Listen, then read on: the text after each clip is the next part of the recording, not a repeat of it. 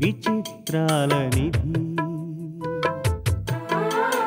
ఓ విధి విచిత్రాల నిధి వింత కథల సారథి ఆశ నిరాశల వారధి నిరంకుశ నిర్ణయాల నిర్దయవానిధి ఓ విధి విచిత్రాల నిధి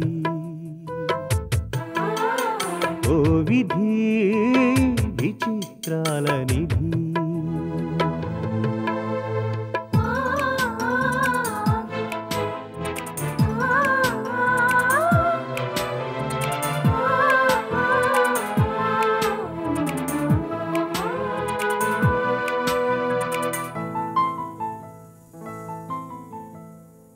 అన్నీ ఉన్నాయనిపిస్తూనే అందకుండా చూస్తావు సంపదలెన్నో ఇచ్చి సంతోషం మాత్రం దాచేస్తావు కోరికలని ఉరి తీయాలని నీకెంతో ఉబలాటం ప్రాణాలతో చెలగాటం నీకు చేతివాటం ఓ విధి విచిత్రాల నిధి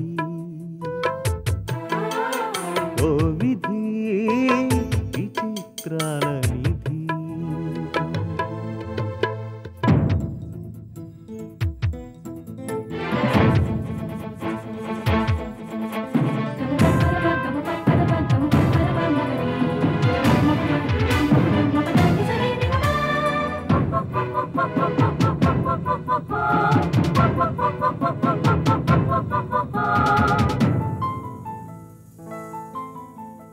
ఊహలు తలకిందులు చేసి ఉనికిని చాటుకుంటావు ఊహించని మలుపులతో ఉసురు పోసుకుంటావు మనసు మమతలపై నీకు అనాదిగా కక్ష నీ చేతిలో మనిషికి మనుగడే ఓ పరీక్ష ఓ విధి విచిత్రాల నిధి ఓ విధి విచిత్రాల నిధి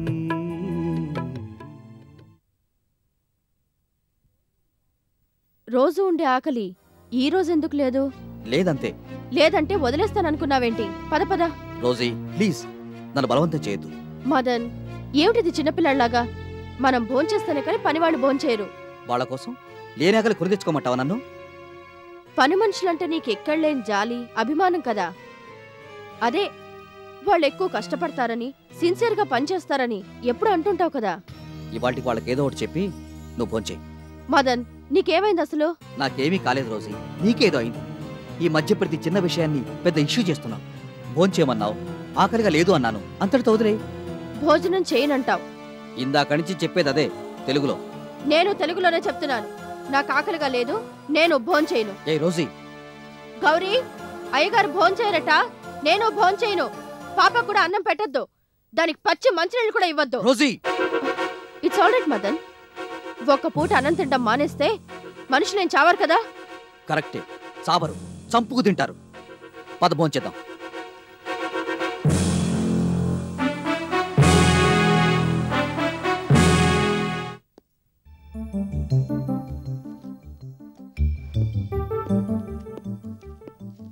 మాలతి, ఒక్క నిమిషం కూర్చోండి రాజుగారు. దేనికోసం వెతుకుతున్నావు? అర్ధగంట సేపు కష్టపడి రాశాను లీవ్ లెటర్. లీవ్ లెటర్ అయితే ఇక్కడెందుకు ఉంటుంది? ఈ పాటికి అది అడ్మినిస్ట్రేషన్ సెక్షన్కి వెళ్ళిపోయి ఉంటుంది. అంటే అది నేను మీకు ఇచ్చానా? అది నువ్వు నాకు ఇవ్వడం, నేనది మేడంకి మార్క్ చేయడం, మేడం సైన్ చేయడం అన్నీ అయిపోయాయి. ఎంత పెళ్లి సెలవైతే మాత్రం మరీ అంత పరధ్యానం పనికిరాదు మాలతి. తర్వాత తీరుబడిగా సిగ్గుపడదు గాని ముందు నన్నెందుకు పిలిచావో చెప్పు. ఏం లేదండి, నేను 10 days ఆఫీస్కి రావటం లేదు కదా. ఈ లోపు నా పనులు కొన్ని మీకు ఎంటెస్ట్ చేయమని మేడం చెప్పారు. అవును, నాతోనే చెప్పారు. ఇప్పటిదాకా నేను డీల్ చేస్తూ వచ్చిన ఫైల్స్ అన్ని మీకు ఇస్తాను. అందులో మీకేమైనా డౌట్స్ ఉంటే ఇప్పుడే క్లియర్ చేస్తాను. ఓకే.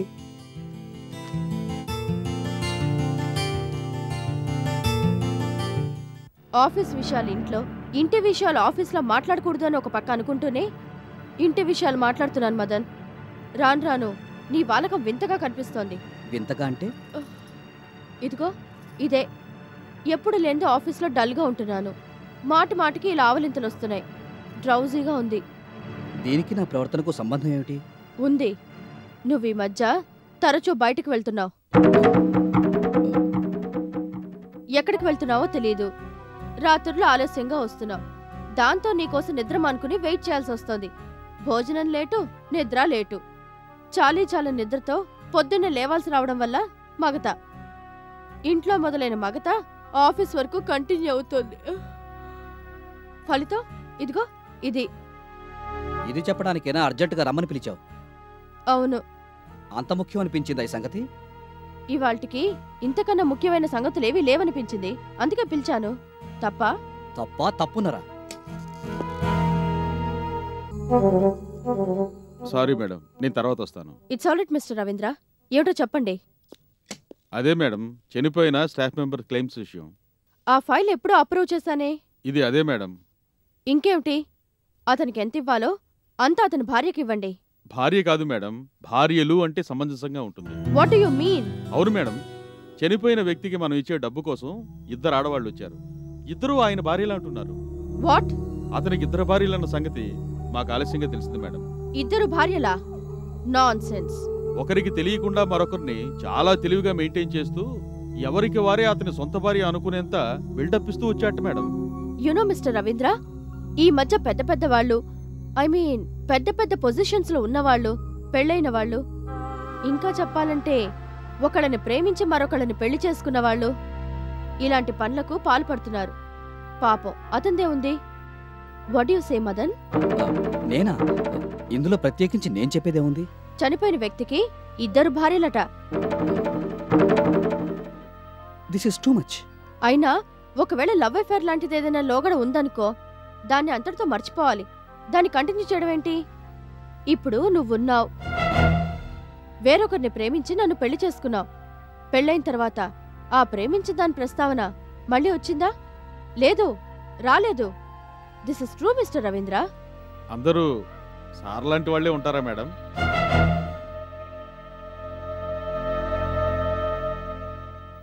మేడం, మరి ఆ 2 భార్యల విషయం ఏం చేస్తారో ఏమో నాకు తెలీదు. మనకి మాట రాకుండా అవతల వాళ్ళు బాధపడకుండా వ్యవహారాన్ని సెటిల్ చేయండి. అలాగే మేడం.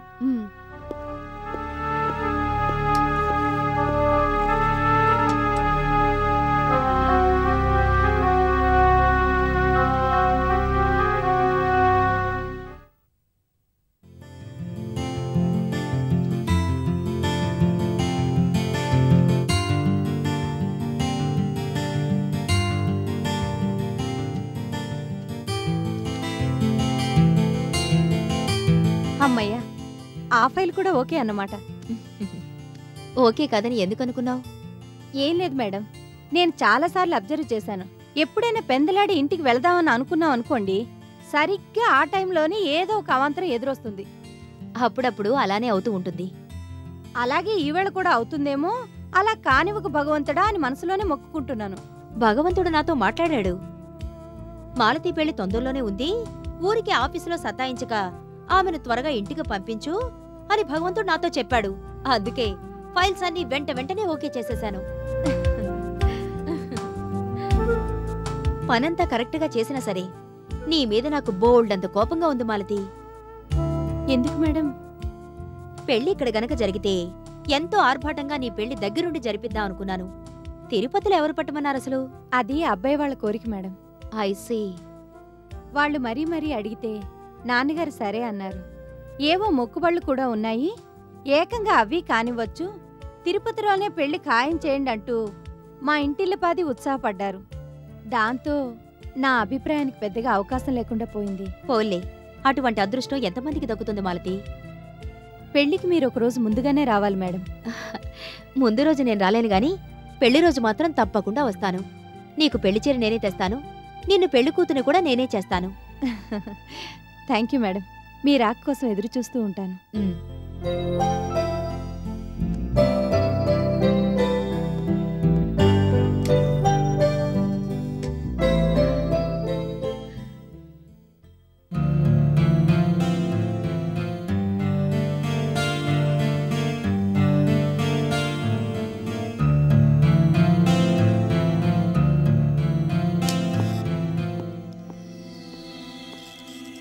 ఏమిటి మేడం, అర్జెంటుగా రమ్మని కబురు పెట్టారట? Please be seated.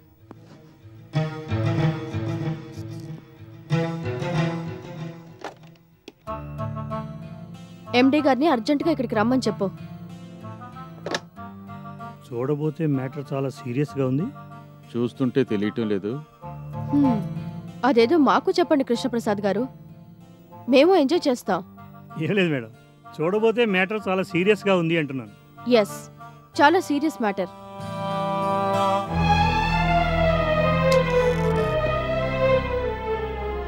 రండి ఎండి గారు. What happen Rosie? కూర్చోండి. వస్తువుల ధరలు ఫిక్స్ చేసే విషయమై నా ఛాంబర్లో ఎక్స్పర్ట్స్తో మీటింగ్ జరుగుతుంది. ఈ మీటింగ్ కూడా ధరల గురించే. ఒకే అంశం మీద ఒకే ఆఫీసులో 2 చోట్ల డిస్కషన్లా? వింతగా ఉంది. హలో, ఎండి గారి ఛాంబర్లో ఎక్స్పర్ట్స్ ఉన్నారంట. వెళ్ళి వాళ్ళతో చెప్పు మీటింగ్ మధ్యాహ్నానికి పోస్ట్పోన్ అయిందని. ఓకే రోజీ, అసలు విషయం ఏమిటంటే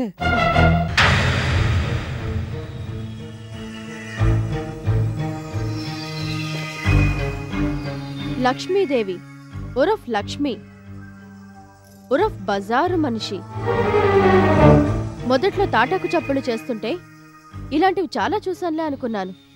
ఒకరిద్దరితో అన్నాను కూడా. అవును మేడం. అలాంటి వాళ్ళ ద్వారా మనకి ఇబ్బందులు ఎందుకు వస్తాయి అనేది మొదటి నుంచి నాకు సందేహం. ఎందుకంటే అది లాజిక్కి నిలబడని విషయం. కానీ చిన్న చీమ కుడితే చెట్టంత మనిషైనా కదిలిపోతాడనేది సత్యం. దీన్ని గుర్తించడంలో నేను కొంత జాప్యం చేశాను. ఈలోపు జరగవలసిన డ్యామేజ్ జరిగిపోయింది.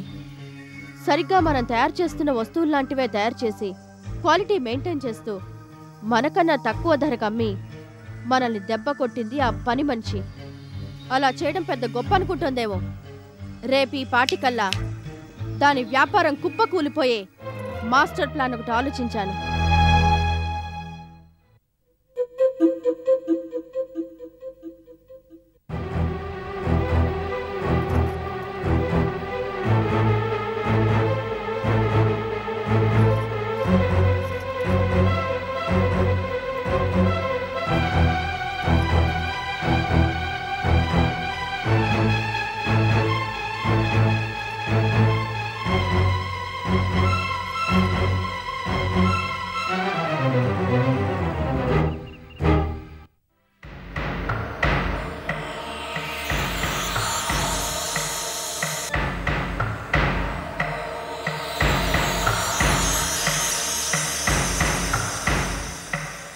ధరలు తగ్గించి మార్కెట్లో వస్తువులు అమ్మడం గొప్ప తెలివితేటలు అనుకుంటుందేమో. దాని దిమ్మ తిరిగిపోయే ప్లాన్ ఒకటి నేను తయారు చేశాను. అందరూ జాగ్రత్తగా వినండి.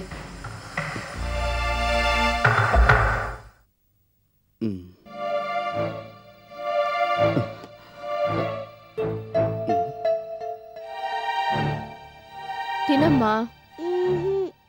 అన్నం తినకపోతే నా బేబీ పెద్దదెప్పుడవుతుంది, స్కూల్కి ఎప్పుడు వెళ్తుంది, కాలేజీకి ఎప్పుడు వెళ్తుంది, బిజినెస్ ఎప్పుడు చేస్తుంది?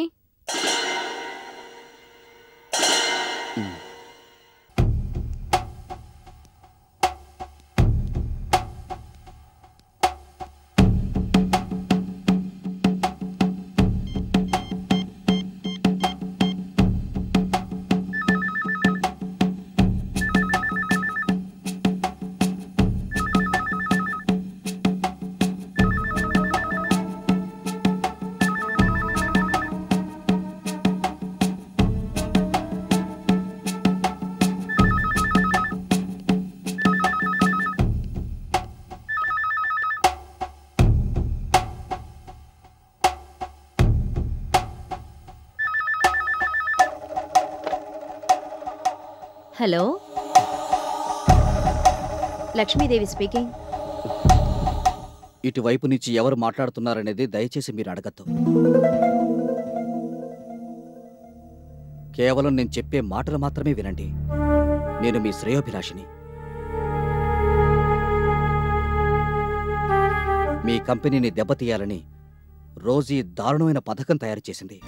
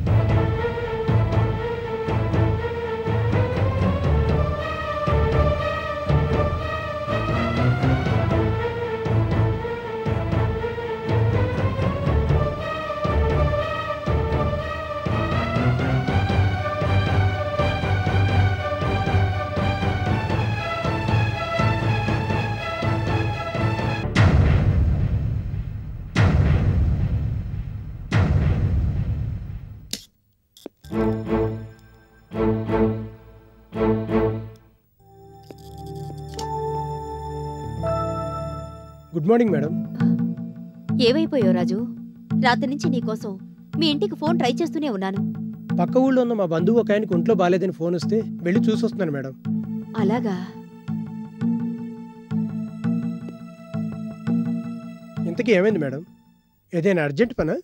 ఏ లేదు రాజు, నిన్న రాత్రి నాకు ఫోన్ కాల్ వచ్చింది. Anonymous call. ఎవరో ఆకాశరామన్నలాగా మాట్లాడాడు. ఏమైనా బెదిరించాడా మేడం? లేదు రాజు, హెచ్చరించాడు. మనకు వ్యతిరేకంగా రోజీ కంపెనీ వాళ్ళు తయారు చేసిన మాస్టర్ ప్లాన్ గురించి చెప్పి దాని ద్వారా భవిష్యత్తులో మనమెంత నష్టపోతామో చెప్పాడు. అవన్నీ నమ్మకండి మేడం. లేదు రాజు, ఆ మాటల్లో నిజం ఉందనిపించింది. వాటి ప్రకారం మనం కొన్ని ముందు జాగ్రత్తలు తీసుకోవాలి.